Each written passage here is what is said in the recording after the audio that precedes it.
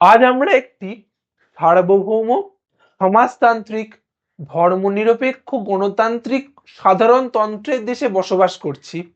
আমাদের দেশ আজ যথেষ্ট সমৃদ্ধ, কিন্তু এই কৃতিত্বটা কার? আমাদের স্বাধীনতার ইতিহাসের? ব্রিটিশদের হাত থেকে স্বাধীনতা লাভ করেছি বলেই কি আজ আমরা এতটা সমৃদ্ধ, এতটা উন্নত? ঠিক সম্পূর্ণভাবে তা নয়। আমাদের এই সমৃদ্ধির পিছনে স্বাধীনতা উত্তর ভারতবর্ষের একটি ভূমিকা রয়েছে, এবং এই ভূমিকার কথা যতবার ইতিহাসের আলোকে এসেছে ততবারই উজ্জ্বল হয়ে উঠেছে বিশ্বের বৃহত্তম লিখিত সংবিধানের কথা, তথা ভারতীয় সংবিধান। এখন ভারতীয় সংবিধানের কথা শুনলেই আমাদের মনে চলে আসে 26শে জানুয়ারি, প্রজাতন্ত্র দিবস।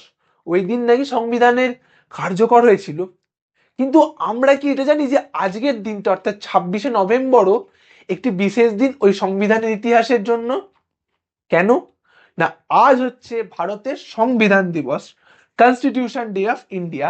কারণ না, 26শে নভেম্বর 1949-এ আমাদের এই সংবিধান আসলে গৃহীত হয়েছিল রাষ্ট্রীয় স্তরে।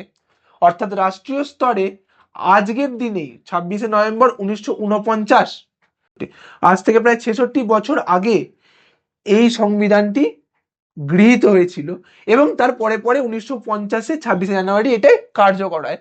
তাই 26শে জানুয়ারি যতটা গুরুত্বপূর্ণ, ঠিক সংবিধান দিবসও আমাদের ততটাই গুরুত্বপূর্ণ।